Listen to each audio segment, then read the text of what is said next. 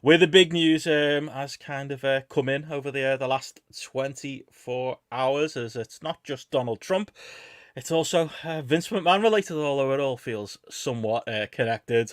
Janelle Grant has agreed to pause the lawsuit against Vince McMahon and WWE at the request of the US Justice Department. I'll be looking to JP to translate some of this for us in a second, but this comes courtesy Lucas Shaw of Bloomberg, and that former WWE Janelle Grant agreed to pause a sex trafficking lawsuit against Vince McMahon, WWE, who were getting away with a lot of these headlines, and John Laurinaitis. That came at the request of the US Justice Department, as they're going to be conducting their own investigation. Again, this coming courtesy our friends at Post Wrestling. Thank God for John Pollock and Brandon Thurston. Grant filed a lawsuit against the aforementioned parties, as we know, in January, and following the lawsuit, Vince had stepped down from WWE, as they've got written here, and Ann Callis, the attorney for Janelle Grant, has issued a statement saying that Miss Grant has consented to a request by the US attorney for the Southern District of New York to stay her case against Vince McMahon, so essentially to set it aside, and WWE and John Laurinaitis, pursuant to a pending non-public investigation. They're the keywords there, and obviously they said they'll cooperate with all the next steps. Of course, Vince McMahon's side came back with "This is all lies," which is the quote we've continually gotten. But yeah, thank you to Post Wrestling for the write up, JP. But now for us layman's, JP, what does this mean? A pending non-public investigation? Seems pretty clear what it means, doesn't it? The feds are getting involved, and not the good ones. Basically, they're basically saying, look, you've got this case going on where we've got stuff that is non-public, probably involves a whole lot of other cases as well. And so therefore we're asking you to pause it. And I can't help, and this is, again, I'm not a lawyer, we just play them on TV. But one of the things that you do get the impression of is the way that the Janelle Grant side was just like, yep, fine. And they stepped back. And the fact that this response from like McMahon's team, which is very much, I don't know, it just seems like we're just going to lay out in the most blatant way possible what our pitch is going to be, that this is this is disgruntled former girlfriend. It's kind of lazy, if you ask me. But basically, long story short, is this is going to end up with a federal indictment. That's where I would predict it would go. This is going to end up in not just like a civil lawsuit as well. It's also going to involve, I think, lots and lots of other people.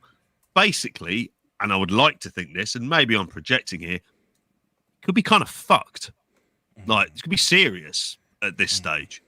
And when you get into like kind of crimes of trafficking and the rest of it, you know, he's not going to get around it, and he's not going to be able to do what Trump does. Like, and Trump does it better than he ever does. He doesn't have that kind of, there isn't, maybe there are, but I very much doubt there's like 50 odd million fucking loons who absolutely love and hang on every word that Vince McMahon says. He doesn't have that. So in the court of public opinion, this just, it feels like he could end up being stitched up. But yeah, long story short, I think this is bad news potentially for him. Bad news. Yeah, and obviously, you know, more is going to come out on this, but, you know, those who know better than us on this, and obviously I know you're well read on it all, JP, you know, Brandon Thurston and John Pollock have been working on other stories related to this, but obviously, tweet from Brandon there talking about an assistant US attorney for the Southern District of New York having filed a notice of appearance in the Grant versus WWE McMahon and Laurinaitis case, and the lawsuit being stayed pending a non-public investigation. Seen comments, obviously, at Brandon doing the Lord's work on this, but Andrew Zarian as well, who's done a lot of similar type reporting, saying there that SDNY has a 95% conviction rate. So basically, the feds don't mess around.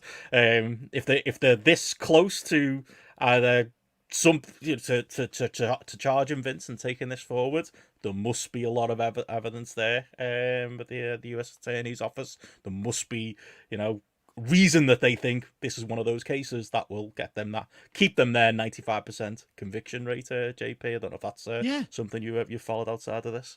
You saw it with Trump.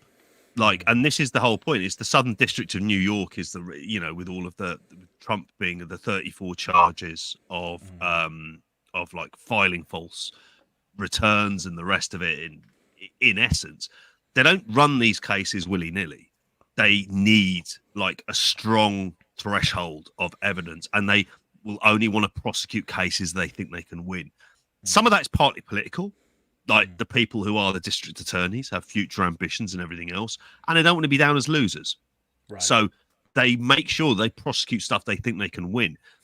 And in this case, they wouldn't be even looking into it if that's the case. And that's why it looks and it sounds very bad for Vince McMahon.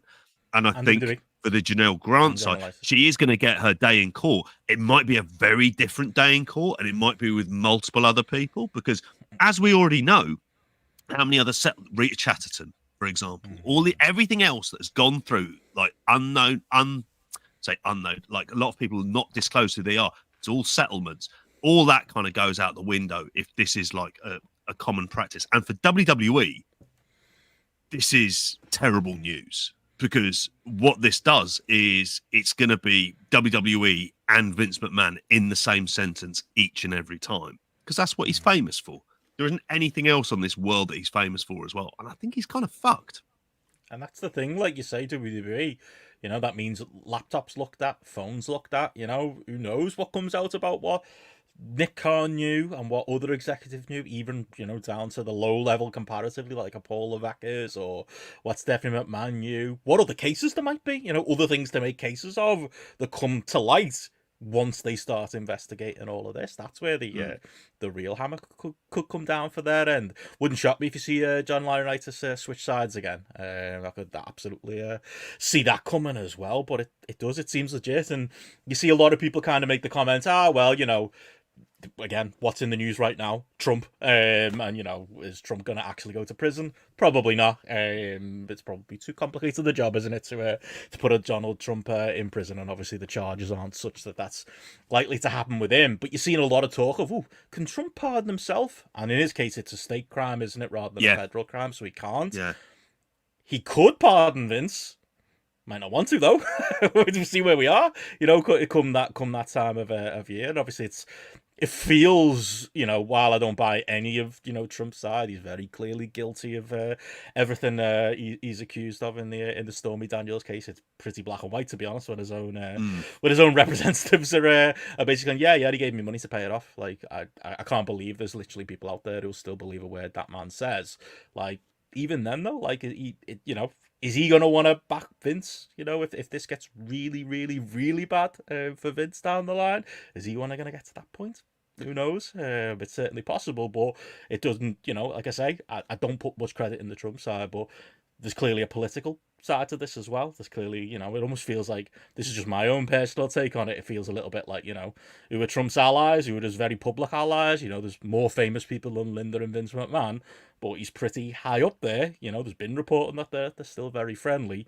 Feels like there's maybe a bit of a political element to this, and it'd be interesting to see how Trump and his side react to that if things get really, really bad for Vince, and that could go either way. Oh, I think so. I think this is what you really kind of hit the nail on the head here, which is where, because what was it? There was a story about, was it Harvey Weinstein, and there were various sort of he won in the Court of Appeals. People aren't jumping up and down from the rooftops to defend him. You always knew he was all right, Harvey. No, because they realise he's absolutely toxic.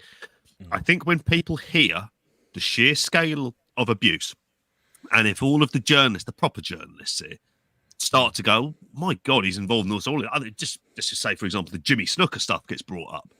You look at that in totality, you're like, Jesus Christ, this man is absolutely horrific. And who's been in contact with Trump recently? Now, that's the problem. All throughout, Trump being kind of like in exile in Florida and all of these cases, he's still there. So, like, yeah, this is the kind of thing where Linda McMahon is still an active part, I think, of the Trump campaign as well, which handily enough, you've brought it up there on screen as well. Not the only person who was part of the Trump administration who's involved in this case, but on the other side. John and Brandon have been working on this story as well, which is like a bit of a side story, really, to obviously that main dish there. But yeah, apparently one of the PR representatives for Janelle Grant is a former Trump administration aide, which is kind of wild, really, when you look at the connections. But I suppose it makes sense. So yeah, this Janelle Grant's the firm that represented as the agency group, or TAG, and it's Carolina Haley. Apparently, is the one who's predominantly working with her. She's worked in the White House during Donald Trump's presidential administration. So again, add that to the political side. And she'd worked with Grant throughout the lawsuit. And obviously, yeah, we know the background with Trump and the McMahons. And yeah, Ann Callis has said, at least from the Janelle Grant side, that she did disclose that she'd worked with Trump before they were hired. But yeah, I think the interesting little nugget of this story that Brandon and John have been working on is that TAG, that same firm, also works with Prime Energy, who is, of course, is WWE, one of WWE's main sponsors, with the drink logo appearing on the ring. And apparently the thing that I'm looking forward to hearing Brandon and John go in detail on this, but apparently the thing that sparked their reporting was noticing that the Prime logo wasn't on the canvas during the Saudi show last weekend. And just digging on that, they found out, okay, that's the company. Oh, hang on, isn't that the same company who? And then they figured it out that, like, yeah, this person's obviously got that background there. It's not necessarily a major story that's got to impact things, but it's another weird layer, JP. It is, isn't it? It's a really strange layer on it, and I mean, God, I think in this case, it's going to be like, it'll be an interesting thing inevitably when Trump says, "I'm sure Vince McMahon didn't do anything." Like, you can see him sticking up for him to a certain degree. Like, I still think that there'll be an element of that certainly near the beginning, but in essence, it comes into conflict with people who worked for him when he was in the White House as well. I mean, this is, yeah, it's a weird sub story for this. And as we say with this, each and every time, it's almost like our disclaimer on it. Other things are going to happen, and it's going to be like weeks like this week and like today, where there's like a major part of this story coming through. And as Chris mentioned in the chat as well, stuff isn't going to be hidden. We are getting to that full disclosure basis where a lot of stuff is going to come out. And by God, if that's on a weekend show week, I'm pretty sure for an hour and a half, that's what we'll end up talking about, is the life and crimes of Vince McMahon. But in this case, it's like there's a whole cast of characters, and this is just like a new character that's kind of thrown into the mix here alongside Ann Callis as well. And I'm guessing she, like Ann Callis appears to be, is probably hard as fucking nails. Yeah. One thing I would say as well, Vince WB Netflix documentary had a few more episodes on the end, lads. You might want to hang off, hang fire on it, on putting that thing out, because who fucking knows what's gonna happen next. But again, the big underline of this story is the fact that Janelle Grant's side are willing to step aside, and they're not willing to.